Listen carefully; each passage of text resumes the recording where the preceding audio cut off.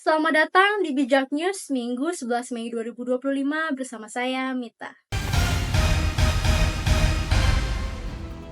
Informasi pertama, mantan hakim dan pakar hukum pidana Asep Iwan Iriawan menanggapi pembahasan terkait dukungan terhadap undang-undang yang tidak cukup hanya berupa kata-kata, tetapi harus disertai dengan perintah yang jelas kepada anggota dewan untuk segera mengesahkan undang-undang tersebut. Tanpa perintah tegas, dukungan hanya akan menjadi angin lalu dan tidak menghasilkan apa-apa. Gede bacot hasil nihil atau GBHN, ungkapnya Kamis 8 Mei. Dalam hal ini, pembahasan RUU perampasan aset menuai pro dan kontra dengan sebagian pihak berpendapat bahwa perampasan aset bisa dilakukan meskipun KUHP belum selesai. Namun, ada juga yang berpendapat bahwa perampasan aset harus dilaksanakan setelah KUHP diperbaharui untuk mencegah penyalahgunaan kekuasaan. Lebih lanjut, peneliti ICW Almas Jarvina menyebut bahwa salah satu tantangan terbesar dalam pembahasan RUU ini adalah kekhawatiran akan adanya politisasi atau penyalahgunaan hukum, terutama terkait dengan kekayaan yang tidak dapat dijelaskan, yang dapat berdampak pada pejabat negara dan anggota DPR. RUU ini seharusnya sudah disahkan sejak lama, namun eksekusinya terus tertunda,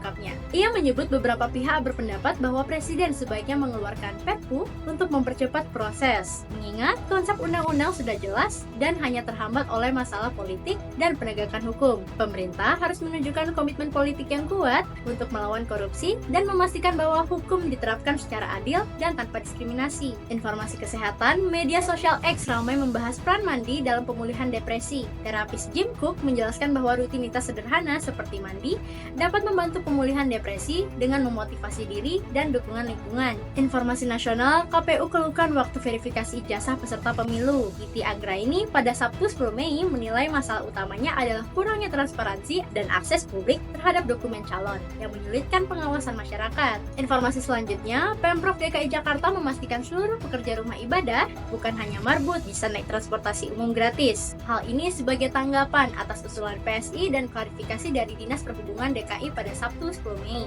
Informasi luar negeri, Paus Leo ke-14 dikabarkan tidak sejalan dengan America First Donald Trump. Jejak digitalnya yang mengkritik kebijakan Trump memicu reaksi keras dari pendukung MAGA, meski Vatikan belum memberikan komentar. Sampai bertemu di informasi bijak berikutnya.